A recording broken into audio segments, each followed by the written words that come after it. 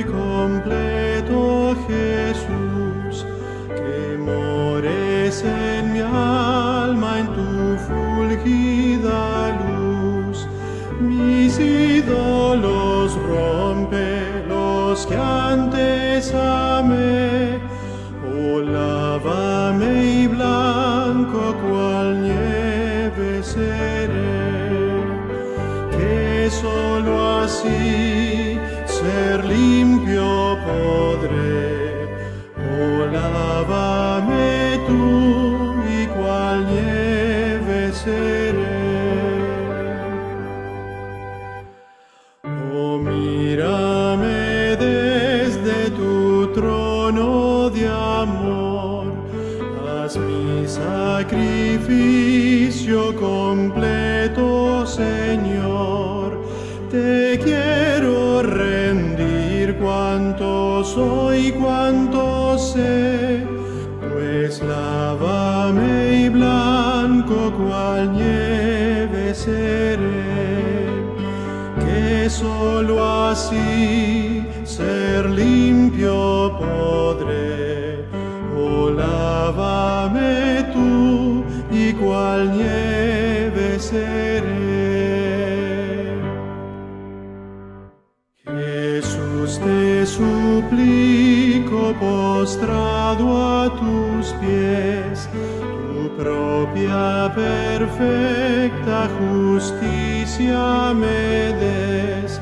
Tu sangre expiatoria la veo por fe. Oh, lávame y blanco cual nieve seré, que solo así ser limpio podré. Oh, lávame tú y cual nieve seré. Ve como paciente te espero aquí, un corazón nuevo pon dentro de mí. Jamás rechazaste al que a ti fue, pues lávame y blanco cual nieve seré, que solo así ser limpio podré. Oh, lávame tú y cual nieve seré.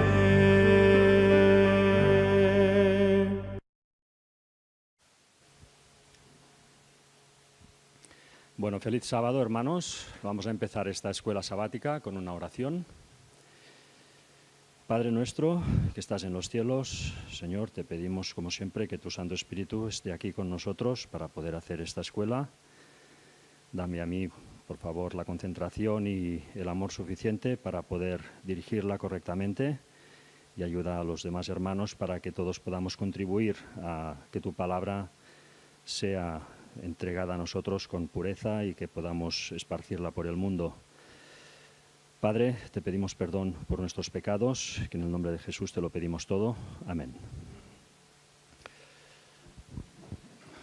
Bueno, pues feliz sábado, hermanos, a esta escuela sabática de este trimestre. Este trimestre que, como sabemos, pues se titula La verdad presente en Deuteronomio, y que concretamente esta semana el título es Cuando te convirtieres con todo tu corazón. Una vez más, lo veremos a medida que vayamos pues avanzando a través de la escuela. Veremos cómo la escuela insiste en esta idea de darnos un alimento espiritual muy suave, ¿no? Es como una leche espiritual. Se resisten a darnos pues alimento sólido, ¿no? Y lo digo porque hoy pues la lección se adentra concretamente en los capítulos de Deuteronomio, el capítulo 4 y el capítulo 30, que son dos capítulos en donde pues se explica lo que fue la advertencia que hizo Moisés a ese pueblo que estaba por entrar en Canaán, acerca de que si desobedecían, las consecuencias que eso les traería, ¿no? Las consecuencias evidentemente pues serían el ser destruidos, dispersados por todas las naciones y entrar en religiones pues, que no eran la verdadera, ¿no? Acabarían adorando a dioses de piedra y de madera. Entonces Moisés les hace esta advertencia.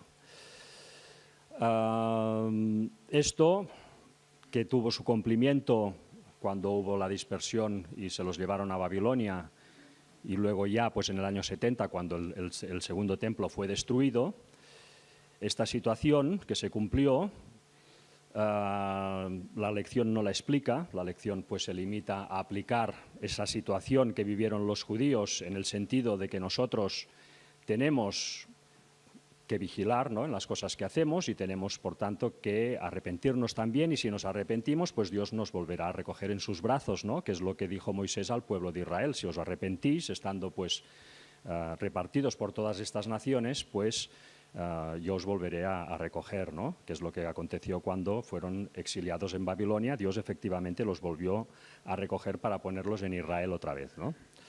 Pero la lección siempre se centra y lo enfoca todo siempre en la cuestión personal, en la cuestión de cada uno de nosotros, que evidentemente es muy importante tenerla en cuenta y debemos ir profundizando en ella siempre.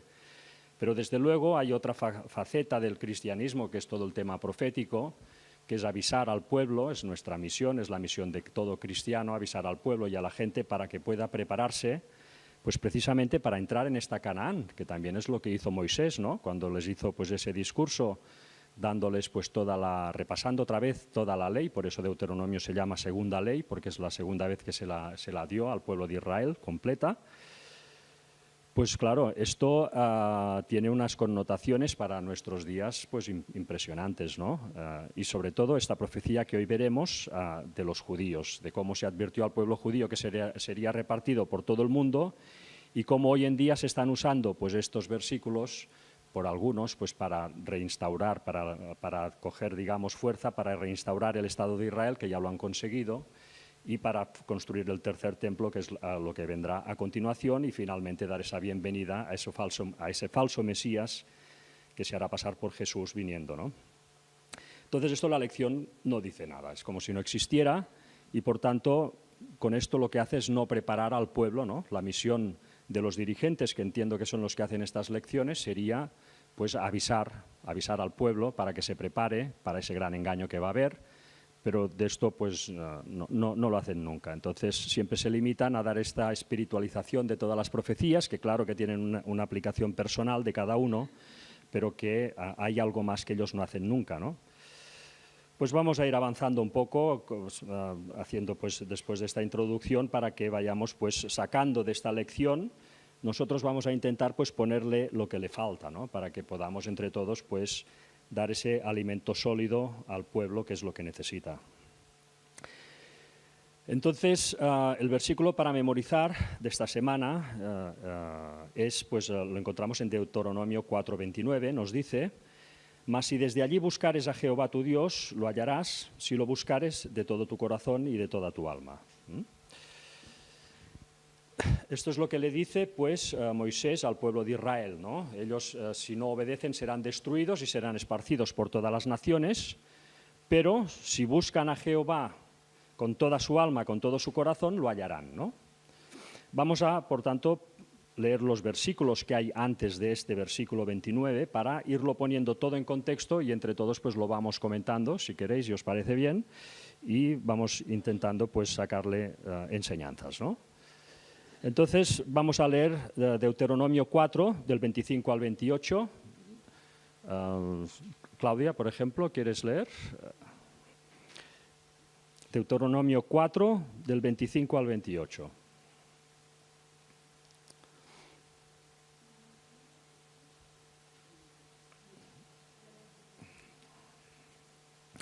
Aquí veremos cómo Moisés pues hace esta advertencia al pueblo de Israel, que como hemos dicho estaba a punto de entrar en la Canaán terrenal, ¿eh? Estaban pues todos frente al Jordán, y en ese paraje tan seguro especial, pues ahí recibieron esa última amonestación para que obedecieran a Dios, ¿no? Vamos a leer estos versículos, Deuteronomio 4, del 25 al 28, y pondremos en contexto esta promesa que Dios les hizo, que si buscasen en su momento a Dios, pues lo encontrarían y Él lo rescataría, ¿no? nietos y hayáis envejecido en la tierra. Si os corrompéis e hiciereis escultura o imagen de cualquier cosa, e hiciereis lo malo ante los ojos de Jehová vuestro Dios, para enojarlo, yo pongo hoy por testigos al cielo y a la tierra, que pronto pereceréis totalmente de la tierra hacia la cual pasáis el Jordán para tomar posesión de ella. No estaréis en ella largos días sin que seáis destruidos. Y Jehová esparcirá entre los pueblos y quedaréis pocos en número entre las naciones a los cuales os llevará Jehová. Y serviréis allí a dioses hechos de manos de hombres, de madera y piedra, que no ven y ni oyen, ni comen ni huelen. Gracias, Claudia. Bueno, pues aquí vemos esta advertencia que hizo Moisés a ese pueblo que estaba por entrar en Canaán. Les dijo que si desobedecían, en definitiva, pues serían esparcidos por todas las naciones y allí pues se encontrarían en la situación de estar adorando a dioses pues que no eran el Dios verdadero, ¿no? Esto se cumplió, evidentemente, en primera instancia en el año 586 a.C., en el verano, cuando el rey Nabucodonosor pues, conquistó Jerusalén y se llevó al pueblo de Israel preso y lo deportó a Babilonia. Ese fue el primer cumplimiento de esta profecía. Allí, evidentemente, muchos de ellos pues, adoraron dioses ajenos. Y después, pues, en el año 70, como todos sabemos, el ejército romano arrasó la ciudad de Jerusalén y el pueblo de Israel fue esparcido ya de una forma definitiva, ¿no? Pensemos que esto que produjo, pues que el pueblo de Israel, tal como decía, tal como los advirtió Moisés, pues fuera esparcido realmente por todo el mundo, por todas las naciones, ¿no?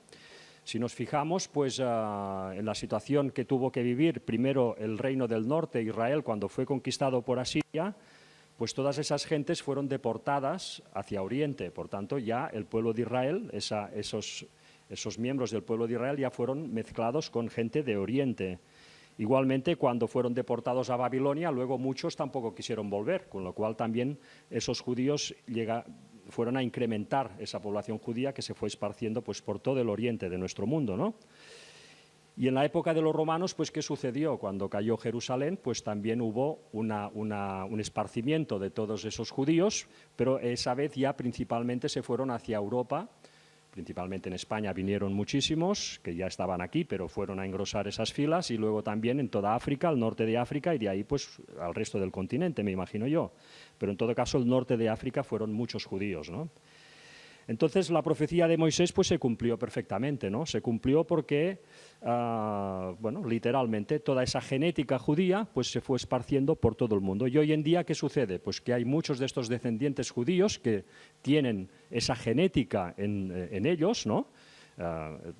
Pensemos que ya al cabo de tantos años, pues evidentemente esta genética se ha esparcido y todos podemos tener parte de esa genética, ¿no? Con lo cual, aquí hay toda una población judía aletargada que está pues adorando, tal como nos decía Moisés, pues dioses extraños, ¿no? Dioses que son de madera y de piedra, ¿no? Yo he hecho aquí una lista pues para un poco también aportar datos que pueden ser interesantes, ¿no? Por ejemplo, pues las principales religiones que hay hoy en el mundo y cuántos seguidores tienen, ¿no? Porque ahí evidentemente están esos judíos, esos descendientes de judíos están ahí, ¿no? Están metidos en estos sitios, ¿no? La religión más extendida en el mundo pues es el cristianismo precisamente, ¿no? Estos son datos del Wikipedia aproximados, no son absolutos, pero el cristianismo, evidentemente el cristianismo apóstata, que es el cristianismo pues, que tantas veces pues, no guarda los mandamientos de Dios de una forma correcta, este cristianismo tiene 2.449 millones de seguidores en el mundo, nos dice la Wikipedia, ¿no? Y de estos 2.449 millones, pues 1.329 son católicos, 800 serían protestantes, aquí se incluiría la Iglesia Adventista con esos 22 millones, y luego los ortodoxos, que son unos 320 millones de bautizados, dice la Wikipedia, ¿no? Entonces, bueno, aquí evidentemente habría una gran cantidad de descendientes judíos metidos ahí, ¿no? Entre estos 2.449 millones. Luego tenemos el Islam, que son 1.900 millones de seguidores, ateos y agnósticos, que se cuenta que son unos 1.200 millones en el mundo, el hinduismo son 1.200 millones, el budismo 535, el paganismo étnico, pone la Wikipedia, que serían pues los celtas, los escandinavos, estas religiones africanas, así más, pues 475 millones, el taoísmo y el confucianismo chino 407 millones, el sijismo de los sikhs, que aquí se ven a veces en Girona y en otros sitios de Cataluña, 24-28 millones, judaísmo 14-18 millones, jainismo 8-12 millones de seguidores, que estos están principalmente en la India, el bajaísmo, que son 8 millones, luego en Vietnam hay una religión que se llama Cao Dai, que son unos 7 millones, el sintonismo japonés, y que en el Brasil por lo visto también hay muchos, son 4 millones, y finalmente otras religiones pues unos 10 millones, ¿no? Esto sería pues el total de la humanidad hoy en día, que somos, pues dicen hoy en día 7.800 millones de habitantes, pues todos de alguna forma creen algo, aunque no crean nada, pues ya están creyendo algo, creen que no hay nada, por tanto ya es una creencia también. Todos estos están repartidos de esta forma. Aquí evidentemente pues hay todos estos judíos, estos descendientes de judíos que, según nos dijo Moisés, despertarían, ¿no? Muchos de ellos, una parte al menos, no todos, pero una parte, ¿no?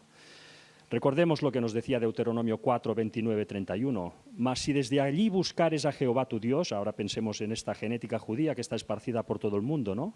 Lo hallarás, si lo buscares de todo tu corazón y de toda tu alma. Cuando estuvieres en angustia y te alcanzaren todas estas cosas, si en los postreros días, es decir, en el final de los tiempos que estamos ahora, te volvieres a Jehová tu Dios y oyeres su voz, porque Dios, misericordioso es Jehová tu Dios, no te dejará ni te destruirá, ni se olvidará del pacto que le juró a tus padres. Entonces aquí vemos cómo estos hebreos, estos judíos que están esparcidos por todo el mundo, esta genética, al oír un mensaje que se tenía que dar en el final de los tiempos, despertarían, ¿no? Algo en esa genética se movería a estas gentes a dar el paso, ¿no? Este mensaje, bueno, todos sabemos cuál es, ¿no? Es el mensaje del cuarto ángel, que se viene a añadir a los otros tres y que con ese fuerte pregón pues despertaría esa genética dormida, ¿no? Entonces esto era una profecía y esto pues se está cumpliendo. Evidentemente este mensaje, tal como nos presentaste tú, Javi, pues empezó en otoño del 2001 y desde que se ha empezado a dar, muchos han reaccionado, pero evidentemente es una gran minoría de estos 7.800 millones de personas que hay en el mundo y de esta genética judía, de estos descendientes que están esparcidos por todas partes, ¿no? Realmente han reaccionado una muy pequeña minoría, ¿no? Ellen White ya nos avisó de esto, ¿eh? En el libro de la educación, en la página 179, nos dice: algunos escucharán estas amonestaciones, pero la gran mayoría no les prestará atención. Y es así realmente, ¿no? Al final la verdad es algo que es siempre minoritario. Siempre es minoritario. Cualquier cosa que queráis decir, adelante, ¿eh? Por tanto, tenemos pues esta situación, ¿no?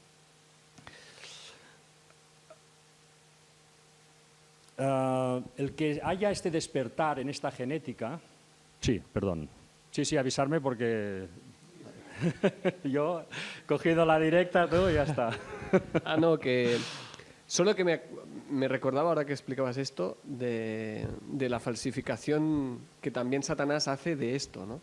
Porque hay muchos cristianos, sobre todo evangélicos, que se escudan un poco en decir que yo soy judío, ¿no? Y eso ya es como si tener genética judía ya fuera garantía, ¿no?, de salvación.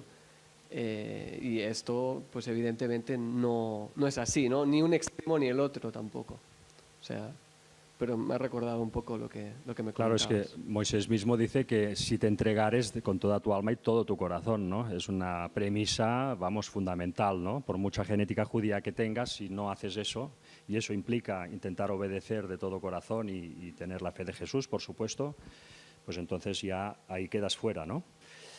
En todo caso, esta genética, esta minoría que está reaccionando y más que va a reaccionar, porque sabemos que cuando haya la ley dominical la gente se va a tener que posicionar muy claramente, es el cumplimiento de varias profecías, ¿no? En la Biblia está lleno. Por ejemplo, pues vamos a leer esta de Deuteronomio 7.9, por ejemplo, Javi, si quieres buscar esta. Tú, Laura, mientras ves buscando Génesis 17.7, y tú, Lina, si quieres buscar Deuteronomio 30.19, y aquí veremos pues tres versículos donde ya se anunciaba que habrá una genética que cuando oigan ese último mensaje va a despertar, una genética hebrea. Sí, Deuteronomio 7.9. Deuteronomio 7:9. Conoce, pues, que Jehová tu Dios es Dios, Dios fiel, que guarda el pacto y la misericordia a los que le aman y guardan sus mandamientos hasta 1000 generaciones. Aquí vemos pues como hay un énfasis en que los descendientes de estas personas que en su momento aceptaron el pacto e incluso pudieron hacerlo pues hasta correctamente, algunos de ellos, esto tiene consecuencias positivas. Esa genética transmite esas bendiciones que tuvieron los padres, ¿no? Vamos a leer Génesis 17.7, que va en el mismo sentido. Dice, entonces Abraham se postró sobre su rostro y se rió y dijo en su corazón, ¿a hombre de 100 años ha de nacer hijo? Y Sara... No, me parece que te lo he dado mal. Génesis 17.7, ¿es este? Estoy leyendo el 17.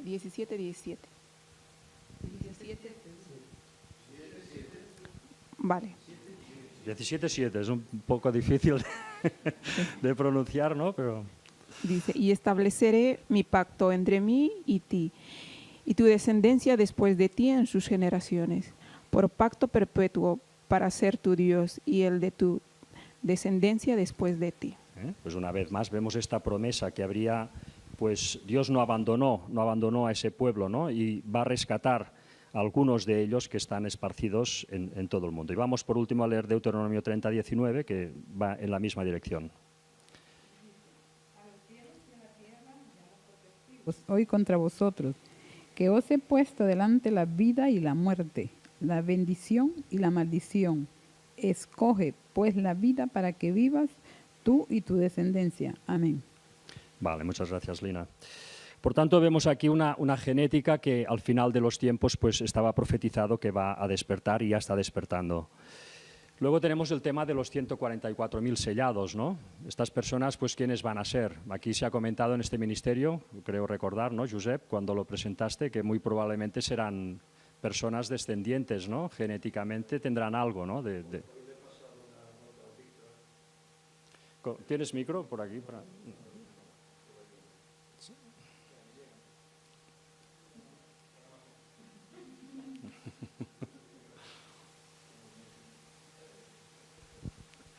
Sí, precisamente porque ayer hablaba con Víctor respecto a esto, los 144.000, y me dijo, a ver si puedes encontrar que tú presentaste una nota, una cita, y sí, hoy la he encontrado y se la he pasado.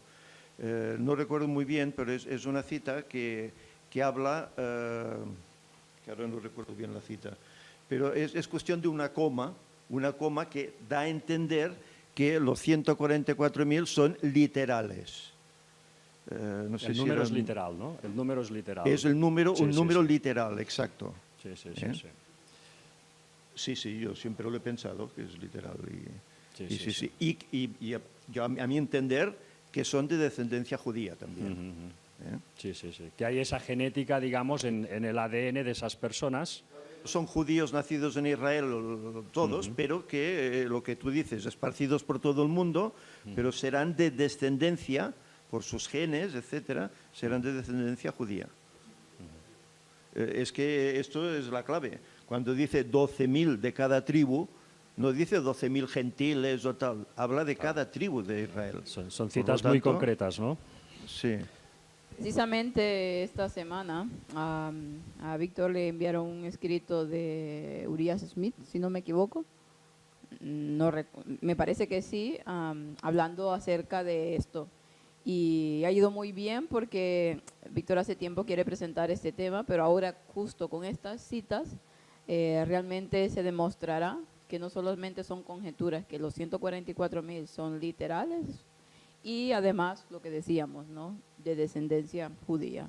O sea, estar atentos porque es un tema que se presentará, aún no puedo decir cuándo, pero que está en eso, en proceso. Muy bien, pues muchas gracias. Sí. Está en el deseo que tenía Pablo de venir a España, ¿no? Él sabía que de Tarsis iba a salir un mensaje que sería para ayuda a su pueblo, para que ellos volvieran a subirse al carro del Evangelio, ¿no? Cosa que perdieron.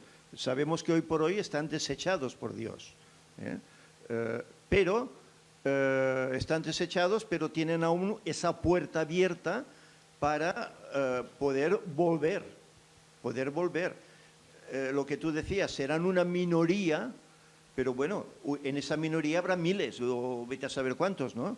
Porque, bueno, el Evangelio tiene que ser predicado a tal punto, cuando descienda la lluvia tardía, que muchos se convertirán en un día. Miles, dice, se convertirán en un día, ¿no? Por eso no es de extrañar que Pablo quisiera venir aquí. Tal vez él pues quería apoyar un poco, ¿no?, ese mensaje desde aquí mismo. Hombre, desde luego, en los días de Pablo habían muchos judíos, había una comunidad judía muy grande en España, ¿no? Porque ya no claro que vinieron muchos en el año 70 cuando fue destruido el templo, pero antes ya habían venido muchos pues en los barcos fenicios principalmente, ¿no?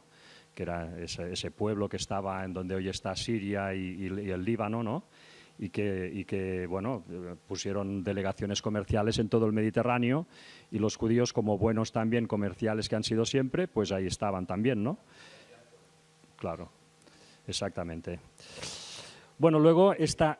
Y sí. si me permites, Sí. buscando estas citas para Víctor, pues encontré una en la cual decía, se le dijo a Ellen White que ella formaría parte de los 144.000. Y recordemos que ella también era de descendencia judía, ¿eh? Y se le prometió eso, que se formaría parte de esos 144.000. Eso es interesante porque aclarar que no quiere decir que es dentro del grupo de los 144.000, sino que ella podrá estar con ellos, digamos, entrar al templo ese que hay en el cielo, donde solo los 144.000 entrarán, ella entrará. Porque hay gente que toma eso, como las iglesias de la Reforma, para decir que, bueno, los 144.000 se vienen sellando desde 1844, ¿no? Y eso no es así, es la última generación lo que decimos, pero Ellen White, bueno, por una gracia de Dios, podrá, digamos, estar con ellos, tener ciertos privilegios que ellos tienen, digamos. Y no solo ella, porque incluso ella habla de una hermana de su tiempo, que igual que ella tendrá ese privilegio también. No recuerdo ahora cómo se llama, pero habla de una hermana de su tiempo que también tendría el privilegio de estar con los 144.000. Bueno, yo quizás lo que creo es sobre cuando ella dice que vio que una hermana que había muerto que fue sellada. Creo que a lo mejor la confusión puede venir por ahí. Es decir, quizás te estás refiriendo a eso, Josep, porque ella ve que había una hermana que murió y ella... en visión Dios le mostró que fue sellada. Pero claro, hay un sello de salvación que siempre ha habido. Es como cuando Dios le mostró que Miller será salvo, digamos. Yo creo que va por ahí, no que estará como con Ellen White, que podrá formar parte con los 144.000, sino que fue sellada para salvación. Creo que va por ahí el tema.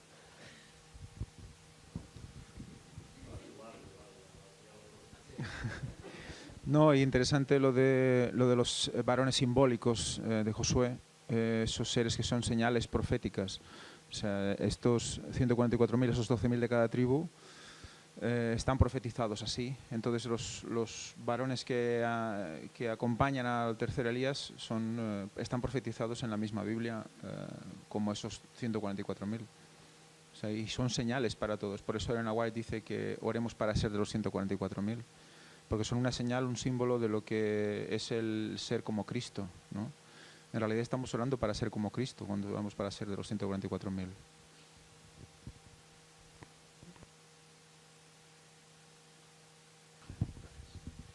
Bueno, pues dicho esto, esta profecía que expresó Moisés pues antes de que el pueblo de Israel entrara en Canaán, evidentemente también, aparte de esta aplicación en esta genética judía que hay esparcida en todas las naciones del mundo, en todas ellas, porque pensemos también, que no lo he dicho, que cuando los judíos fueron expulsados del templo en el año 70, hemos dicho que fueron a Europa principalmente y al norte de África, pero de ahí, evidentemente, a América, porque cuando hubo pues, el descubrimiento de América por parte de Europa y toda esa colonización progresiva, pues ahí fueron muchísimos judíos, ¿no? Judíos que todavía estaban en la religión judía y también gentes que eran descendientes de esos judíos, porque también ya sabemos todos que cuando hubo esas persecuciones en Europa a todo el mundo judío, pues muchos se convirtieron, ¿no? Pero un poco a la fuerza, pero esa genética ahí está, ¿no? En Estados Unidos, sí, sí. Javi dice que la mayoría de judíos están en Estados Unidos, ¿no? Y efectivamente ahí hay una gran cantidad de ellos, ¿no? De hecho, hay una profecía, ¿no? En Mateo 10:23 que nos dice que un remanente de estos judíos que son literales, que hoy siguen la religión judía y que viven en el Estado de Israel, pues ellos también atenderán a este mensaje del cuarto ángel, aunque serán una muy pequeña minoría, pero serán perseguidos, ¿no? Porque Mateo 10:23 nos dice: cuando os persigan en esta ciudad, huid a la otra, porque de cierto os digo que no acabaréis de recorrer todas las ciudades de Israel antes que venga el Hijo del Hombre, ¿no? Bueno, esto era un planteamiento un poco pues para ver también la otra parte que la lección no explica de todos estos versículos que nos hacía leer de Deuteronomio 4, ¿no? Porque la lección, todo esto, vamos a ver cómo lo plantea y veremos que la dirigencia de la Iglesia... Sí. Vale, pues si la quieres leer. Testimonios para la Iglesia. Dice: los santos vivos, 144.000, conocieron y comprendieron la voz, mientras que los malvados pensaron que se trataba de un trueno o un terremoto. Es decir, que aquí, tal como lo expresa, los santos vivos, 144.000, pues te está dando un número realmente literal, ¿no? Un número concreto. Aquí la clave está en la coma. No sé si se conserva el manuscrito original. No,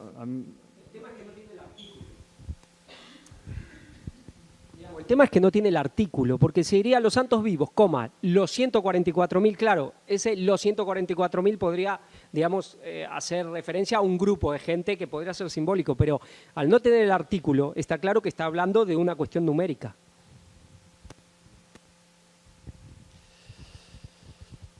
Bueno, pues vamos a continuar, ¿no? Vamos a ver lo que nos dice el sábado, cómo lo plantea la lección, y veremos pues que la lección que va acerca del arrepentimiento y que se puede plantear también en estos términos más proféticos, más de cara a lo que nos va a acontecer y nos está aconteciendo a nosotros, que es lo importante, pues ellos siguen dando vueltas a este alimento un poco, digamos, rebajado, ¿no? Porque, a ver, esto del arrepentimiento personal es el ABC del cristiano, esto todos lo conocemos, es decir, si tú quieres entrar en el pacto con Dios, pues ya sabes que una pieza fundamental es arrepentirte sinceramente de tus pecados, pedir perdón y a partir de aquí, pues pedir ayuda a Dios para que te ayude a cumplir con lo que nos pide, ¿no?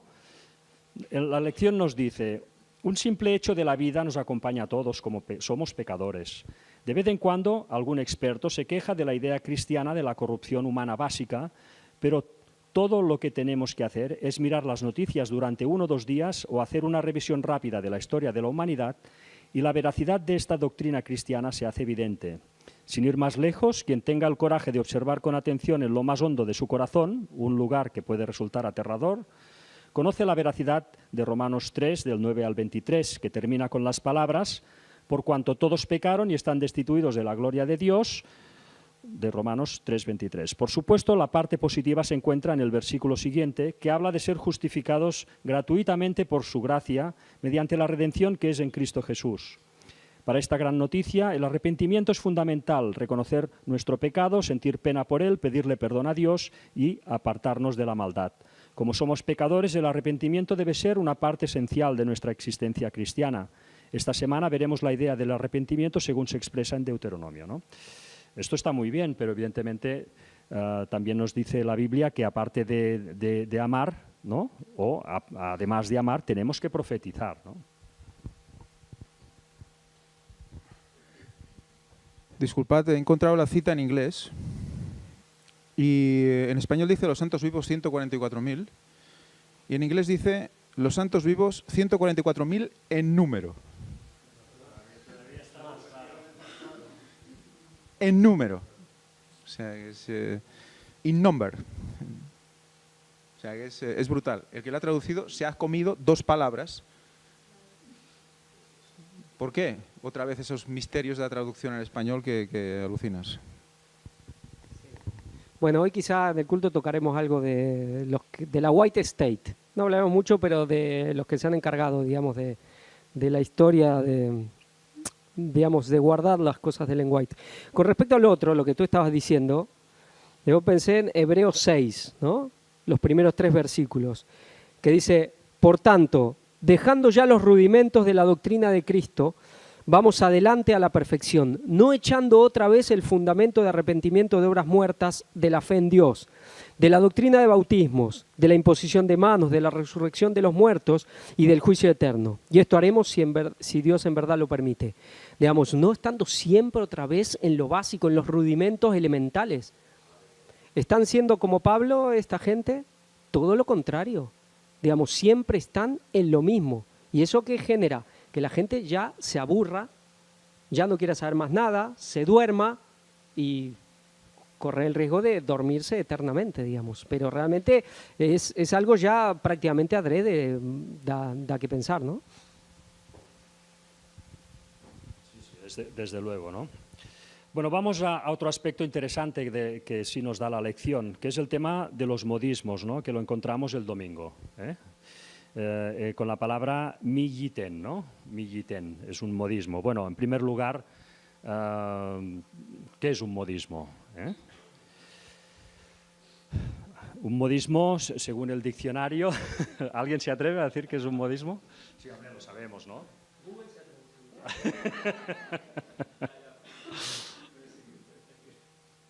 Bueno, pues el diccionario dice, un modismo es una expresión fija cuyo significado no puede deducirse de las palabras que la componen. Se trata de una costumbre lingüística que permite condensar una idea en pocas palabras y transmitir dicho concepto a todos aquellos que comparten una misma lengua. Bueno, esto parece un poco complicado, pero al final muy sencillo, ¿no? Es decir, una frase hecha que literalmente tendría un significado, ¿no? Por ejemplo, en castellano, ¿no? Puedo decir dorar la píldora, ¿no? Dorar la píldora, ¿qué significa? ¿Coger una píldora y ponerla al fuego? No, en castellano es una expresión que significa, pues, con palabras zalameras a alguien, pues intentar ganárselo, ¿no? Esto es dorar la píldora. Entonces esto es un modismo, ¿no? Son expresiones hechas en castellano, pues hay muchas, ¿no? Yo he apuntado unas cuantas, algunas pues la ocasión la pintan calva, ponerse las botas, hay ropa tendida a palo seco, otro gallo cantaría, meterse en camisa de 11 varas, salvarse por los pelos, estar en babia, el quinto pino, no hay tutía, hacer la pelota, montar un pollo, Vale. Todo esto son modismos, ¿no? Todo esto son modismos. Entonces, bueno, el idioma hebreo, que evidentemente esto seguramente en Sudamérica quizá no se entenderán, ¿no? Porque son quizá de aquí España, cada país pues tiene los suyos, ¿no? El pueblo hebreo pues también tenía los suyos y esto siempre hay que tenerlo en cuenta y a veces no se hace porque puede llevar a equívocos a la hora de interpretar un versículo, ¿no? Por ejemplo, la lección nos plantea un modismo que no tiene más consecuencias, que es el de milliten, que en castellano literalmente sería pues ¿quién dará? ¿No? ¿Quién dará? Por ejemplo, hay el versículo de Deuteronomio 5:29 que dice ¿quién diera que dice Dios, ¿no? ¿Quién diera que tuviesen tal corazón, que me temiesen y guardasen todos los días todos mis mandamientos, para que ellos y a sus hijos les fuere bien para siempre, ¿no? Claro, aquí Dios no es que esté pidiendo que alguien haga esa labor, ¿no? de convertir el corazón de esas gentes, porque Él sabe que eso es una decisión personal de cada uno, ¿no? Pero es una frase hecha que en definitiva quiere decir ojalá, ¿no? Dios dice, pues ojalá pues, que tuviesen tal corazón, ¿no? Él querría que lo tuvieran, pero evidentemente eso es una cuestión del libre albedrío, que es hacia donde lo enfoca la escuela sabática, y es verdad, al final Dios no puede obligar a nadie a convertirse. Pero en todo caso, siguiendo con este tema de los modismos, hay un modismo en la Biblia, ¿no?, que nunca se habla en el cristianismo y quizás es el que tiene más implicaciones para nosotros y más para este mensaje, ¿no? O sea, sabemos cuál es, ¿no? Pero el día y la hora nadie sabe, ¿no?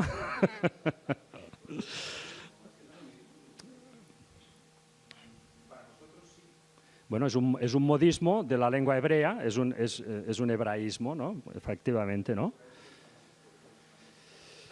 El versículo es de Mateo 24:36, como sabemos todos. Dice, pero del día y la hora nadie sabe, ni aun los ángeles de los cielos, sino solo mi Padre. Que esto ya Víctor presentó, que la traducción correcta sería, pero del día y la hora nadie da a conocer, ni aun los ángeles de los cielos, sino solo mi Padre.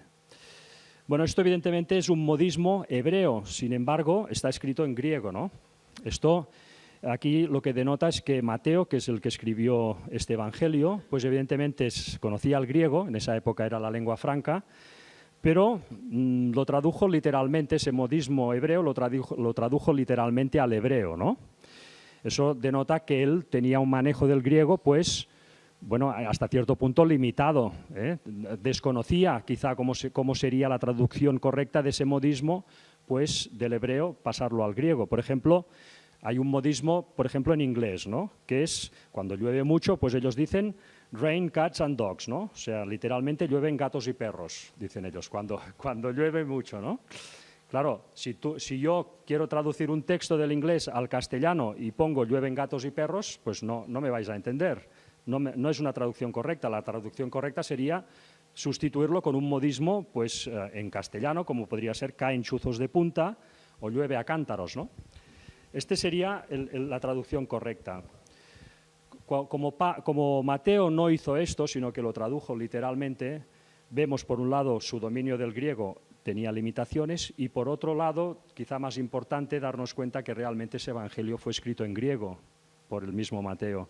Y eso quiere decir, todas estas personas que siempre dicen que el nombre de Jesús no se puede traducir, que es Yeshua en hebreo, pues el mismo Mateo lo escribió en griego, puso Jesús, ¿no? Por tanto, eso también hay que tenerlo en cuenta, ¿no? Correcto, claro. Interesante porque las traducciones muchas veces se pasan, o sea, estás hablando de un extremo, ¿no? De que decir, bueno, traducirlo literal porque no conoces digamos, lo que quiere decir. Pero lo que está pasando muchas veces en la traducción al español, por ejemplo, es que están traduciéndolo con libertad, diciendo, bueno, esto quiere decir esto. Y se están comiendo lo que quería decir Elena White realmente. Eso pasa mucho porque Elena White leía la King James Version. Entonces ponía un texto bíblico de la King James Version, porque ella había visto algo en la King James Version que le daba un significado. ¿Qué pasa? ¿Qué hace la traducción? Cuidado con esto, con las citas bíblicas, lo digo en serio, porque meten una cita bíblica de la 60 o de la que les da la gana, o la versión internacional, ponen una, pero porque ponen el versículo tal cual, pero no ponen lo que ella leyó. No traducen literalmente el versículo de la King James. Por eso, varones simbólicos no es symbolic, ¿vale? Sino que es wonderetat, ¿no? Y claro, ella wonderetat le daba un énfasis. ¿Por qué? Porque quería decir algo especial. En cambio, tú lees en la traducción española varones simbólicos. O sea, coge directamente la del 60 y la planta ahí en medio. Entonces, eso cuando leamos las citas de Elena White tenemos que también pensar, cuando le da un énfasis a un versículo, quizás ella no leyó lo que estamos leyendo nosotros, ¿no? Y eso es claramente que la otra vez Ángel me mandó unos textos, digamos, de Ellen White, originales en inglés, de Habacuc 3:4, y ella lo usa varias veces y siempre pone costado. Es decir, ella tiene claro que el tema es costado, y a veces, claro, lo traducen y ponen, en vez de traducir lo que ella dijo, traducen según el versículo ya en español y ponen mano. Pero ella siempre utiliza la palabra costado. Ella tuvo claro que esa es la traducción más correcta, digamos. La principal, por lo menos. Obviamente que puede tener otros matices, pero que es la principal, que es el costado. Claro, en ese caso es muy dramático, porque además al final de la cita pone margen. Pone nota al margen, como diciendo, esto que estoy diciendo está sacado del margen de mi Biblia, o sea, del comentario que está en mi Biblia. Entonces, lo traducen, le cambian el versículo, ponen mano y luego dejan margen. Hombre, pero si Elena White le puso que fuéramos al margen es porque ella estaba viendo algo en el margen que no estaba en el texto, digamos, ¿no? Ni en la mano, ¿no? Que tiene su significado también la mano, ¿no? Pero que ella quería enfatizar mucho el tema del costado. Veía claro que era el tema del costado. Ya denota que realmente cuando hay versículos difíciles, como es este mismo de Mateo 24:36, de pero el día y la hora nadie sabe, es necesaria una aproximación con oración y además con un estudio profundo, ¿no? Es decir, sin ir tirando del hilo para que Dios te pueda ir mostrando la verdad que hay detrás, ¿no? Porque si te quedas en la superficie, claro, esto es muy cómodo porque dices, no, mira, yo es que entiendo esto, pero claro, Dios nos pide que profundicemos, Dios nos dice escudriñar las Escrituras, ¿no? Perdona, Luis, con respecto a esto que se está hablando de los escritos de Elena White, la verdad es que yo lo he notado mucho, lo que está diciendo Ángel, en casi todos los escritos de Elena White. Por ejemplo, yo con las meditaciones que hago, voy tirando mucho de los escritos en inglés directamente. Yo sé que hay citas que ya están traducidas al español, de cartas que cojo, de periódicos, pero prefiero ponerlas en el traductor automático y buscando cuál lo traduce mejor, que tampoco es que sé tanto inglés, pero bueno, una idea se hace uno, para poder intentar darles la cita tal cual, con la traducción directa, no lo que han hecho, porque a ver, ha habido mala intención o no mala intención. El caso es que el diablo ha metido ahí su cuña, ¿no? Sabía que habían textos muy importantes del espíritu y profecía y ha decidido pues intervenir, ¿no? Para que el significado como es se pierda. Entonces, he estado intentando ir haciendo esto, cada meditación que voy presentando intento que sean de todos los escritos en inglés, para poder tener luego, lo que sí quería hacer, y ya lo había comentado, es que todas esas meditaciones, por eso pretendo llegar a la 365, para poder hacerla una meditación de Elena White, tal cual las conocemos, ¿no? Para que esas citas que están ahí podamos tener acceso, conseguir, lógicamente, una persona que sepa bien el inglés y que me ayude a traducirlas tal cual, para poder plasmarlas ya en papel y que la gente pueda tener acceso a ello. El día de la hora nadie sabe, yo creo que, mira, lamentablemente sabemos que las escuelas no la mira mucha gente, pero bueno, gente que la mira y que no son, digamos, de nosotros, pero gente adventista e inclusive el resto de cristianos, porque inclusive el mundo protestante también tiene este tema muy fuerte. Ya sabemos lo que pasó hace más de 150 años, pero tendrán que pensar que realmente, digamos, si lo pensarían bien, se darán cuenta que han hecho, digamos, ni siquiera de un versículo, sino de una expresión dentro de un versículo, han hecho ya no una doctrina, han hecho un dogma. Está claro que ellos saben que la Biblia tiene un montón de versículos que ya contraponen a ese versículo, pero ya se lee toda la Biblia a la luz de esa sola expresión. Es una expresión que la han llevado a un punto dogmático más que el catolicismo. Y creo que tendrían que ser conscientes de eso. Que han puesto un muro de hierro, digamos, lo han sellado y no hay forma de, inclusive ya es como una maldición si tú quieres ver y profundizar en esa sola expresión. Han hecho un dogma cerrado y eso tienen que ser conscientes de que es así y de que ahí ya si han hecho eso, algo raro hay. Con respecto, bueno, esto que está hablando Javi, la verdad es que la iglesia adventista, todo lo que se ha interpretado ya, ¿no? Se supone dentro de, vamos a poner de hace unos años atrás, donde ha entrado un poco nuevas teologías, pues ahora que alguien pretenda sacar a la luz algo no nuevo, porque al fin y al cabo son verdades viejas que se ponen a la luz de la actualidad, de la verdad presente. Entonces, claro, con la interpretación historicista de las profecías, ¿no?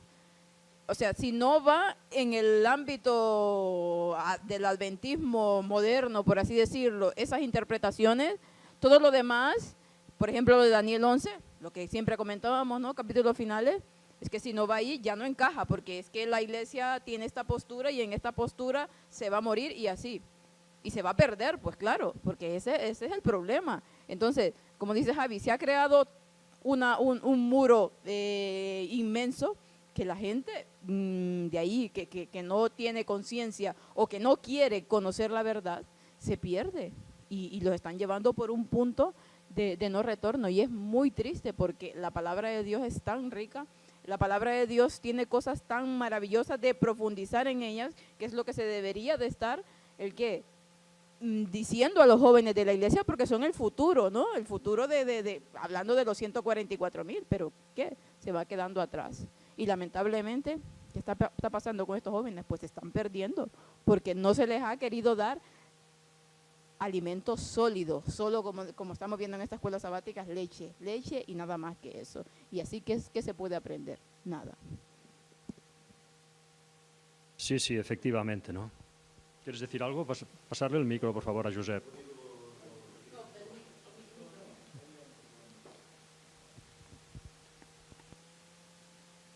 No, lo que decía Javi en cuanto al dogma de fe que se hace de estos pasajes, ¿no?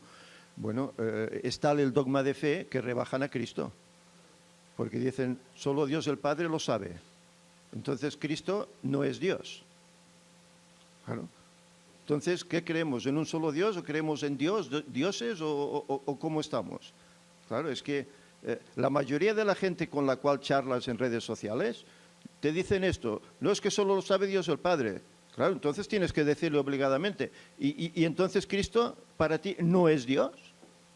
Ya no te responden, ya se quedan cortados. Pero es que de ese dogma han hecho esto, rebajar a Cristo, como le hacen como los testigos de Jehová, un Dios menor, un Dios creado. Es triste.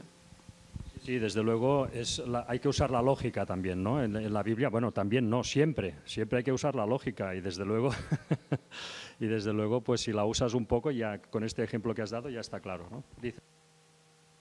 Enfermito, pero también está la otra opción que quiero pensar que no es voluntaria de esta insistente intento de, bueno, para la redundancia, de presentar un método esotérico religioso pagano para disfrazado de científico para que tenga aceptación. O sea, tú antes estabas hablando de que la gente se duerme dentro de las iglesias. Yo creo que con todo esto, estrategia, entre comillas, de motivar a la gente y con esta psicología y filosofías huecas, los tienen ahí. Te vas vacío, pero en esas 2 horas sentís que, wow, qué bueno, cómo me tocó. O sea, te toca lo emocional. Sí, es dar siempre vueltas a las mismas cosas y acentuando el sentimiento, ¿no? Como muy bien dices. Bueno, en definitiva, para dar, en fin, conclusión a esto del día y la hora nadie sabe, pues la traducción literal en español, ¿no?, de este modismo sería pues la que hace el mundo cristiano en general, que sería nadie puede saber ni año, ni mes, ni día, ni hora de la segunda venida, ¿no? Esto sería la traducción literal, pero como es un modismo hebreo, tiene otra traducción que se adapta al español, que sería nadie da a conocer el día concreto y la hora concreta de la segunda venida. Pero evidentemente no dice nada ni del año, ni de la época del año, ni del mes. ¿Esto por qué? Porque ¿de dónde surge este modismo? Esto creo que lo explicaste tú, Ángel, ¿no? En su momento, ¿no? No sé si quieres repetirlo. Era la expectación por el primer día del 7º mes, el Rosh Hashanah, el día de la fiesta de las trompetas. Era de suma expectación porque empezaba los últimos 10 días antes del Yom Kippur y ya se acababan las últimas fiestas con el tabernáculos. Entonces era un último sprint de fiestas que la gente tenía que estar totalmente preparada, ¿no? Ya eran 10 días de sumo arrepentimiento, de escudriñar sus corazones para prepararse para el día de la expiación, ¿no? Entonces, claro, el día de la hora nadie sabe era una expresión de, bueno, sabemos que todos los meses son lunares, en el tiempo hebreo se contaba así, y ¿qué pasaba? Cuando llegaban la luna nueva, que la luna nueva sabemos que es la luna totalmente oscura, entonces había un tiempo que no se sabía exactamente si eran entre 1 y 2 días no sabían exactamente cuándo la luna empezaría a salir la primera uña del siguiente ciclo lunar. Entonces estaban todos muy pendientes, ¿no? Y esa expresión, esa esperar de que la luna saliera, era como la pregunta, ¿cuándo va a empezar el mes siguiente? ¿No? Pues el día y la hora nadie lo sabe, porque puede ser hoy esta noche, puede ser mañana por la noche. Claro, durante el día puede darse la luna, pero no la ves, entonces o era ese día o el día siguiente, era entre 1 y 2 días. Y ese era el proceso de esperar eso. Entonces, claro, ellos sabían el mes, porque era el 7º mes, y sabían el año que vivían, claro. Entonces, lo único que les faltaba era saber exactamente qué día era el primer día del mes 7º. Pero eso, de hecho, lo hacían cada mes, porque acababa el mes primero y hasta que no llegaba la primera uña de la luna del ciclo siguiente, no ponían el primer día del mes siguiente. Pero ese mes era muy especial, era el 7º y era cuando llegaba ya, digamos, el examen para todos. Podían morir, ¿no? Hay algo interesante en todo eso, porque recordemos que, claro, eso también lo tenían que hacer especialmente para la Pascua en el primer mes, y a partir de ahí ya podían poner la Pascua, digamos, el 14 Aviv, el Panes Ácimos, Gavilla y también Pentecostés, ya no necesitaban más de la luna. Pero luego había un corte. Lo que estaba explicando Ángela, ahí tenían que comenzar de nuevo, y es muy interesante porque sabemos que especialmente unas fiestas apuntaban más a la primera venida y a otras a la segunda. Ahora es interesante porque hay gente que discute si los judíos podían saberlo, tenían algunas técnicas para saberlo o no cuando aparecía esa uña, pero no sabemos nada de eso. Y es porque la luna, digamos, es como muy irregular sus movimientos. Ahora, es interesante que ahora que hemos llegado al tiempo de la segunda venida, ahora ya sí sabemos cuándo sale. Entonces también es como que digamos, la ciencia aumentará y sabemos que la ciencia profética también aumenta gracias al avance de la ciencia. Eso se está demostrando. El acceso a la información es lo que también hace que la profecía aumente de manera más rápida. Entonces va como de la mano, ¿no? Hemos llegado ya al tiempo de los cumplimientos que ellos solo era simbólico, que eran las fiestas de las trompetas, Rosh Hashanah en adelante, y ahora ya hay más conocimiento hasta saber cuándo sale la luna. Lo único que sabemos, eso está claro, que el día y la hora exacto, eso solo nos lo va a anunciar Dios el Padre. Pero realmente hemos llegado a un punto de conocimiento, ¿no? También la simbología del primer día de la creación, porque el calendario hebreo empezaba el 1 del mes 7, digamos, antes de que se diera el calendario con Pascua, ¿no? A partir de la salida de Egipto, el primer día del año era el mes 7º, el día 1 del mes 7º. O sea que también por eso quizás esa diferencia, ¿no? Entre los dos. O sea, ahí el Señor puso claramente un calendario para expresar la muerte de Cristo, su obra y demás, ¿no?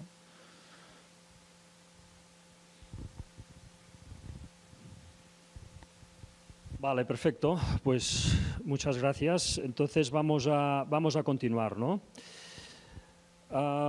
Bueno, muy rápidamente, la lección nos hace una pregunta, ¿no? Nos dice, ¿cómo puedes aprender a entregar tu voluntad a Dios para que con su fuerza puedas tomar las decisiones correctas? Entonces, bueno, es una pregunta que la respuesta, pues, en principio no es difícil, ¿no? Si tú pues, has estudiado más o menos la Biblia y has ido siguiéndolo todo, pues en primer lugar lo que tienes que saber es cuál es la voluntad de Dios, ¿no? Y eso se sabe pues estudiando tanto la Biblia como el espíritu de profecía, pero estudiándolo a fondo, no leyendo un poco la Biblia cada día, sino estudiándola. Ahí puedes saber cuál es la voluntad de Dios y luego, pues evidentemente, pedirle a Dios que te ayude pues a cumplir su voluntad y finalmente pues poner de nuestra parte también, ¿no? Poner también de nuestro esfuerzo. Con esto, digamos, quedaría contestada la pregunta. Pero para ahondar un poco más, ¿no? Es evidente que estos feligreses de la Iglesia Adventista oficial necesitan conocer cuál es la voluntad de Dios en estos últimos tiempos porque estos dirigentes no se lo están explicando, ¿no? Ellos deberían estudiar la Biblia a fondo como cualquier cristiano que se precie de serlo y si la estudiaran a fondo se darían cuenta de 4 puntos, ¿no? El primero es que esto realmente se acaba, ¿no? Estamos realmente ya en el final de los tiempos. Creo que cualquiera que haya leído Daniel 11, del 40 al 45, y haya estudiado la interpretación literal de estos pasajes, se dará cuenta que todo esto que cuentan estos versículos ha sucedido a partir del 11S, está sucediendo y acabará de suceder en nuestros días, ¿no? Entonces, el adventista que esté escuchando estas escuelas sabáticas y los dirigentes no se lo estén contando, que sepan que realmente esto se acaba. Seguramente ellos ya lo saben, porque cualquier cristiano que esté un poco atento ya se dará cuenta, aunque no lea mucho la Biblia, que aquí está pasando algo muy gordo, pero que al menos lo tengan, pues lo puedan tener pues más claro, ¿no? Con la Biblia en la mano. Adventistas lo que te dicen, no, es que Cristo vendrá antes del 2031, porque tal como está todo, no llegaremos al 2031, vendrá antes. Eso lo aceptan, ¿no? Sí, tal como están las cosas, Cristo vendrá antes. El 2031, queda muy lejos aún. Bueno, pues también, evidentemente, profundizar en toda esta verdad de los 6.000 años también es muy importante en el estudio, porque eso, evidentemente, contestaría esta pregunta, ¿no? Del poder saber la fecha y establecerla con toda precisión, ¿no? Pero, claro, hay que hacerlo, hay que estudiar. Con un joven que me decía, bueno, es que en los tiempos de Ellen White ella decía que si se hubiese hecho la obra, Cristo hubiese venido. Y claro, le respondí, claro, pero es que Dios sabía que la obra no se haría, porque él tenía el calendario de los 6.000 años. Claro. Él sabía que habría un énfasis, pero ese énfasis, igual que subió, bajó, y no se haría la obra. Por eso él persiste en los 6.000 años. Y le comentaba, léete Génesis 1.1 en hebreo, etcétera, las 6 Aleph, y ahí verás. Nada, que no hay nada que hacer, que son cosas vuestras, que esto es satánico, que no sé qué, vale. Desde luego hay que tener esa voluntad de estudio y ese espíritu abierto y sin prejuicios, ¿no? Si tú no lo investigas por tu cuenta, entonces es falta de coherencia, de sinceridad, ¿sí? Es querer vivir engañado, ¿no? Sí. Pero bueno, que en todo caso yo creo que en primer lugar, pues si te das cuenta de eso, pues ya es mucho, ¿no? De que realmente estamos al final de los tiempos, ¿no? Después el segundo punto que yo remarcaría para un adventista, pues que no se le está dando el alimento sólido, es que entiendan de que el conocimiento profético es progresivo, no es algo que quedó concluido con los escritos de Ellen White, ni con el conocimiento que se tenía en esos años, sino que se está ampliando el conocimiento a medida que también vamos viendo cómo la ciencia se aumenta del conocimiento profético y además vemos por nuestros propios ojos lo que está pasando y vamos pudiendo pues encajar mejor las piezas, ¿no? Ellen White no lo contó todo, entonces hay cosas que a día de hoy se están dando nuevas. Entonces esto también es muy importante saberlo para no tener prejuicios y cerrarte a la primera persona que viene intentando explicarte algo que no has oído nunca, ¿no? En tercer lugar, también entender, que esto creo que en el mundo adventista quizá no se entiende, es que la última luz será dada por un mensaje y está siendo dada por el mensaje del cuarto ángel, ¿no? Ellos siempre hablan del tercer ángel, que claro que el cuarto ángel es el fuerte clamor del tercero, pero la Biblia en Apocalipsis 18, como hemos visto ya tantas veces, pues habla de un mensaje del cuarto ángel. Esto, si lo tuvieran en cuenta, también sería una pieza clave para luego poder hacer la voluntad de Dios, como ellos, la misma lección, hace la pregunta, ¿cómo seguir la voluntad de Dios? Pues esto es imprescindible conocerlo, si no, pues realmente no buscarás quién está dando este mensaje. Y finalmente tenemos otra verdad que nos ayudará a seguir la voluntad de Dios, que es darnos cuenta que este mensaje del cuarto ángel lo tenía que iniciar tal como estaba profetizado y levantar un tercer Elías literal, ¿no? Entonces el adventista, con su propio estudio y viendo estas 4 verdades, lo que tiene que hacer es pues buscar en todo este mundo, en todo este amplio mundo, qué ministerio realmente está haciendo esto, ¿no? Hay un ministerio que encaje en estas 4 piezas. Esto es como los juegos que hemos aprendido de niños, ¿no? Cada pieza va en su lugar. Entonces tenemos que hacer esto. Si no hacemos esto, pues evidentemente no entraremos en la salvación. Esto tenemos que tenerlo muy claro. Dios nos pide que hagamos ese esfuerzo, ¿no? Personal de escudriñar las Escrituras y de pedir con oración que nos muestre su voluntad y luego con nuestro estudio pues también complementar ese anhelo, ¿no? Si no lo hacemos, pues quedaremos fuera. Tenemos unos versículos en Mateo 7, a ver si David, si quieres leerlos. Mateo 7, 21, 23, y veremos qué sucederá con las personas que realmente, sean adventistas o no quieran entender estas 4 verdades y muchas otras, pero principalmente creo yo estas 4, ¿no? Mateo 7, 21 al 23. No todo el que me dice Señor, Señor entrará en el reino de los cielos, sino el que hace la voluntad de mi Padre, que está en los cielos. Muchos dirán en aquel día, Señor, Señor, ¿no profetizamos en tu nombre? Y en tu nombre echamos fuera demonios, y en tu nombre hicimos muchos milagros. Y entonces les declararé, nunca os conocí, apartaos de mí, hacedores de maldad. Vale, gracias, David. Pues aquí tenemos esta situación que hemos leído tantas veces en la Biblia, pero que será realmente dura, ¿no? Porque, bueno, hay la gran parte del mundo que no ha querido saber nada de Dios. Bueno, cuando llegue su momento, pues quizá dirá, bueno, mira, pues me equivoqué profundamente, pero hecho está.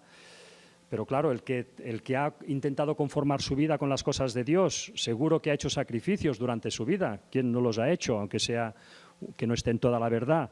Y luego al final se pierda por no querer a obedecer esa orden de escudriñar las Escrituras y de, en fin, ser sinceros y estar siempre abiertos, sin prejuicios a la nueva luz que se va dando, pues estas personas quedarán fuera. Exactamente, ser bereano, ¿no? Y salir pues de este estado laodicense que va cayendo el cristianismo en todo momento siempre, ¿no?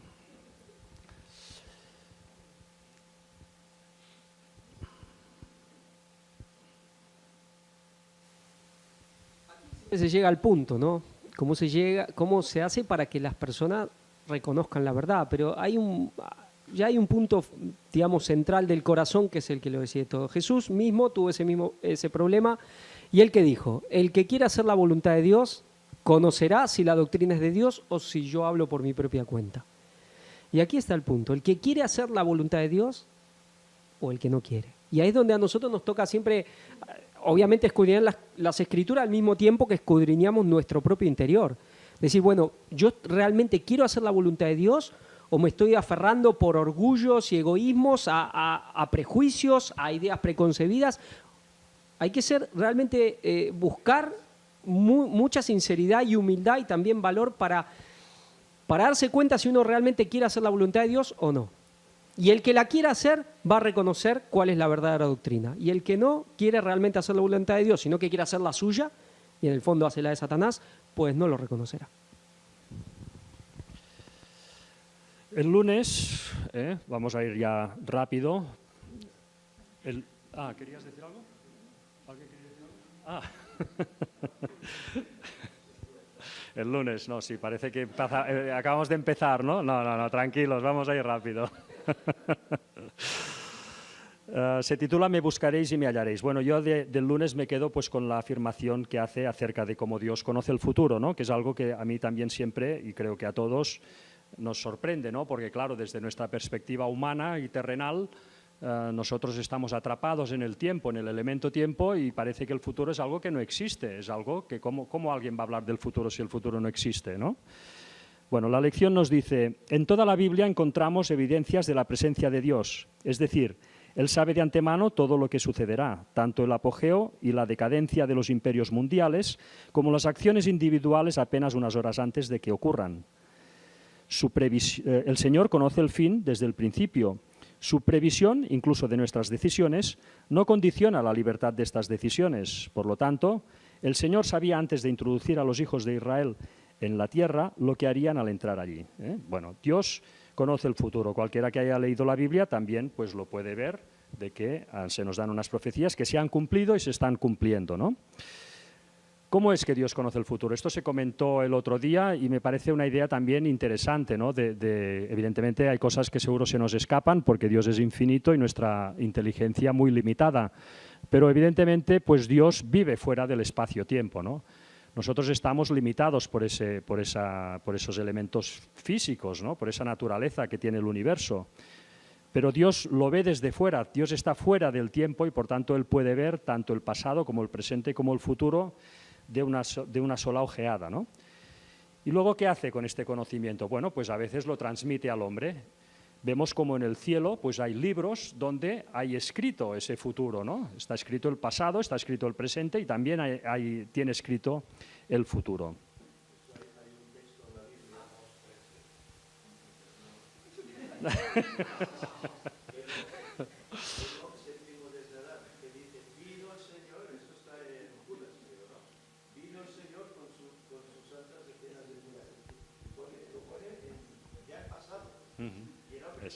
Exactamente, exactamente.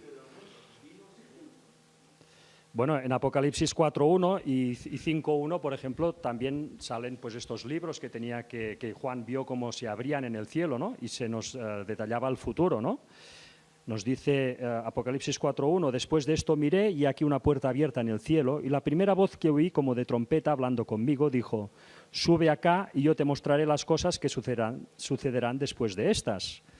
Y Apocalipsis 5.1, y vi en la mano derecha del que estaba sentado en el trono un libro escrito por dentro y por fuera, sellado por 7 sellos, ¿no?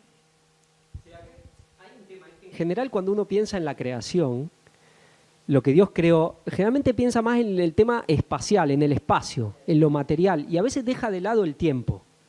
Pensamos, bueno, el tiempo es el que es eterno y bueno, Dios ahí en esa eternidad creó algo material. Pero nos olvidamos de eso, que Dios creó el tiempo, el espacio-tiempo, el tiempo que todo nosotros junto, tenemos, todo nuestro junto. tiempo, que va a ser siempre el nuestro, siempre, aunque mañana sea eterno, es una creación de Dios. Es algo que Dios creó y Dios está más allá de todo eso. Pasa que también las cosas se cumplen porque lo que Dios dice se cumple. Entonces también Él va marcando el rumbo a nivel general de la humanidad. Porque Él cuando da una profecía, que dice esto va a ser así, su palabra es hecho y se cumple. Aparte de que Él conoce, lo que Él dice se cumple. Por eso no se puede... Otra cosa es que diga algo condicional, vale, si ustedes hacen eso, va a pasar esto. Pero cuando Él dice esto va a ser así, eso se cumple sí o sí, porque es su palabra. Sí, sí, pero desde luego hay este concepto siempre, ¿no? De que el tiempo es algo que está por encima del universo. No, no, el tiempo forma parte del universo. Fuera del universo, que está Dios, pues ahí no hay tiempo, ¿no? Bueno, para seguir con la lección, la lección también pasa a estudiar Deuteronomio 30, donde se amplía esta advertencia que hacía Moisés al pueblo que estaba a punto de entrar en Canaán, acerca de que si desobedecían serían esparcidos por el mundo, pero que había la promesa que si obedecían serían retornados a su tierra, y vemos cómo esto se cumplió después de esos 70 años que estuvieron en el exilio babilónico, ¿no? Dios les dio esa segunda oportunidad, como está presentando Ángel también, en ese retorno a Israel después de esos 70 años, ¿no? Vamos a leerlo, por ejemplo, Lorena, si quieres, si puedes leer Deuteronomio 30 del 1 al 10 y lo comentamos un poco. Vale. Sucederá que cuando hubieren venido sobre ti todas estas cosas, la bendición y la maldición que he puesto delante de ti, y te arrepintieres en medio de todas las naciones a donde te hubiere arrojado Jehová tu Dios, y te convirtieres a Jehová tu Dios, y obedecieres a su voz, conforme a todo lo que yo te mando hoy, tú y tus hijos con todo tu corazón y toda tu alma, entonces Jehová hará volver a tus cautivos, y tendrá misericordia de ti, y volverá a recogerte de entre todos los pueblos a donde te hubiera esparcido Jehová tu Dios. Aun cuando tus desterrados estuvieren en las partes más lejanas que hay debajo del cielo, de ahí te recogerá Jehová tu Dios, y de allá te tomará. Y te hará volver Jehová tu Dios a la tierra que heredaron tus padres, y será tuya. Y te hará bien y te multiplicará más que a tus padres. Y circuncidará Jehová tu Dios tu corazón y el corazón de descendencia, para que ames a Jehová tu Dios con todo tu corazón y toda tu alma, a fin de que vivas. Y pondrá Jehová tu Dios todas estas maldiciones sobre tus enemigos y sobre tus aborrecedores que te persiguieron. Y tú volverás y oirás la voz de Jehová, y pondrás por obra todos tus mandamientos que yo te ordeno hoy. Y te hará Jehová tu Dios abundar en toda obra de tus manos, en el fruto de tu vientre, en el fruto de tu bestia, y en el fruto de tu tierra, para bien, porque Jehová volverá a gozarse sobre ti para bien, de la manera que gozó sobre tus padres. cuando obedecieres la voz de Jehová tu Dios para guardar sus mandamientos y sus estatutos escritos en este libro de la ley, cuando te convirtieres a Jehová tu Dios con todo tu corazón y con toda tu alma. Muy bien, Lorena, pues gracias. Aquí vemos estos versículos que nosotros sabemos pues, que tienen tantas consecuencias en el mundo de hoy en día, ¿no? El mundo pues, principalmente sionista y pues, ayudado por todos los poderes que le dan cobertura, pues los usa para justificar su legitimidad a la hora de volver al Estado de Israel y hacer el tercer templo cuando sea el momento.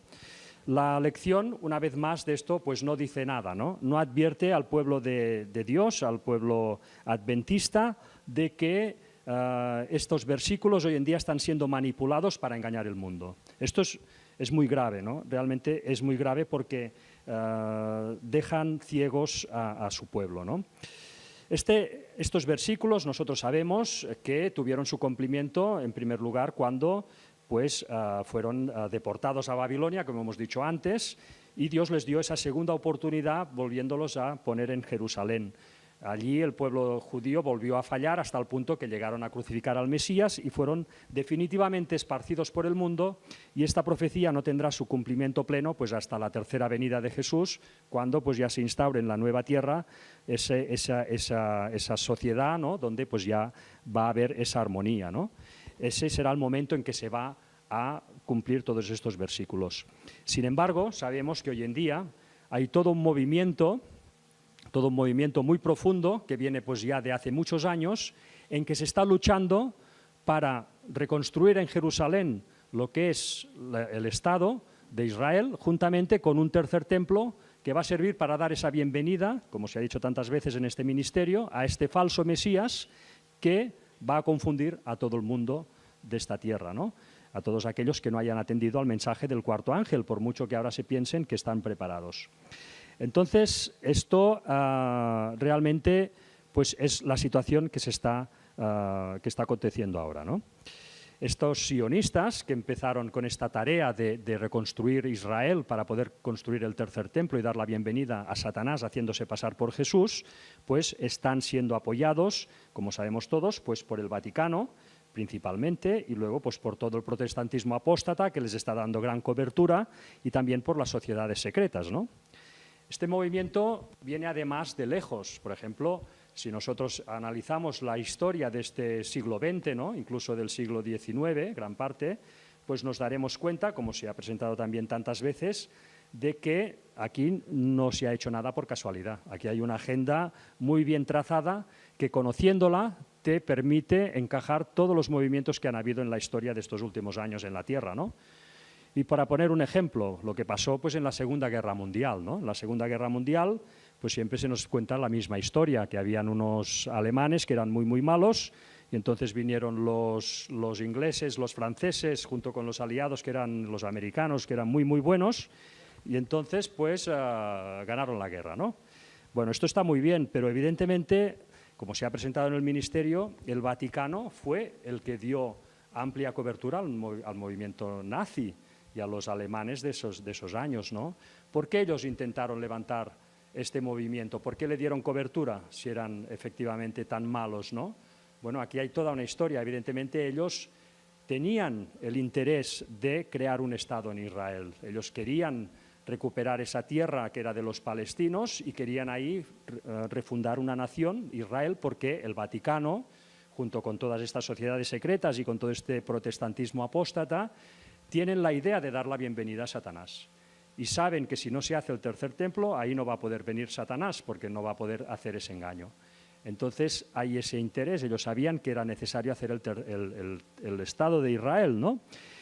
Todo lo de la Alemania nazi fue también ayudado por el Vaticano, pues precisamente para poder empujar a toda esa población judía a que realmente quisiera ir a ese territorio, porque imaginemos la situación, los judíos eran unas gentes que estaban muy bien aposentadas en general, eran gentes con grandes recursos, eran personas muy, muy buenos comerciantes, tenían grandes riquezas y aquellos estaban muy bien instalados en Europa. No tenían... ¿Quién cogía la mochila y se iba a Palestina, ¿no?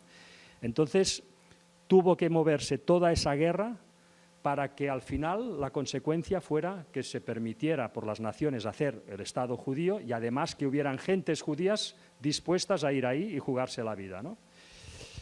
Esto solo es un apunte para que nos demos cuenta de todo lo que se está moviendo en el mundo y siempre con ese objetivo desde siempre, que es restaurar ese templo para dar la bienvenida a Satanás. Digamos, en un sentido inverso, Satanás hizo lo mismo que Dios permitió en la época de la reina Esther. Digamos, en la época de la reina Esther, sabemos que los judíos ya estaban ahí, muy bien, muchos muy bien asentados en el reino medo-persa, que especialmente eran los que no habían oído la voz de Dios para volver a Jerusalén y reconstruir el templo y la nación, que eso sí había que hacerlo. Y luego en un momento, digamos, como que Dios les manda, permitiendo, un Amán que tenía el propósito de exterminarlos. Ahora, fijémonos cómo aquí pasó lo mismo. Ya, digamos, algo puro todo de Satanás, porque ya el tema de Israel, ya para Dios ya está. Y ya lo hemos hablado, ellos ya capitularon el tema del pacto, ya no tienen derecho a esa tierra. Pero Satanás ha hecho como lo mismo otra vez, provocando como esa misma, una falsificación de esa situación para que los judíos, digamos, vayan y restauren esa nación y el templo. Pues esta es la situación que hay en el mundo, ¿no? Sí, ¿querías decir algo? Sí, pasarle el micro, por favor.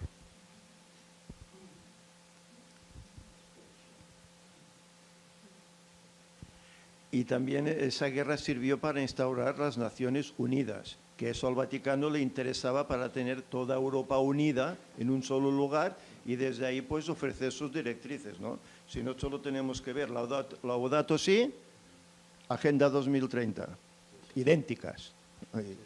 Desde luego la Segunda Guerra Mundial fue un antes y un después en todo, ¿no? Ya se quería conseguir con la primera, como no se pudo, se tuvo que hacer una segunda guerra para conseguir pues estas Naciones Unidas, ¿no? Sí. Y así el Vaticano lo tiene todo más fácil para manejar los hilos. Pues esta es la situación que hay en el mundo, ¿no? Y una vez más, pues estos dirigentes que escriben estas lecciones deberían hablar de estas cosas, porque esto es muy importante conocerlo.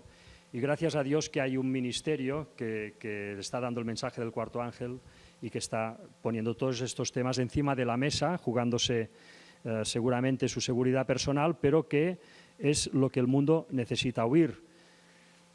De hecho, es normal que la lección no hable de estas cosas, porque, claro, si hablara de todo esto, si pusiera los puntos sobre las is, pues molestaría pues a las gentes con las cuales ha hecho pacto de no agresión para tener esa paz y esa seguridad que buscan hoy en día, desgraciadamente, estos dirigentes, y que ya aconteció además en los días de Jesús con los dirigentes judíos, ¿no? Ellos por mantener esa paz teórica no quisieron aceptar al Mesías, ¿no? ¿Y qué hizo Jesús con ellos? Bueno, pues tenemos el paralelismo de la higuera, ¿no? La higuera, que es ese árbol que simboliza a ese remanente que avisa al mundo de la venida de Jesús. Había un remanente en la primera venida, que eran esos higos que no dio la higuera, por tanto Jesús la secó de golpe, y hoy en día hay unos dirigentes que tendrían que estar también dando ese mensaje, esos higos, pero que también han sido vomitados porque no están dando ese mensaje que necesita el pueblo. Y nada más, pues dicho esto, la lección sigue, hay más cosas, pero bueno, ya vamos a dejarlo porque ya es la hora y nada más. Si nadie quiere pues ya añadir nada más, pues vamos a terminar con una oración.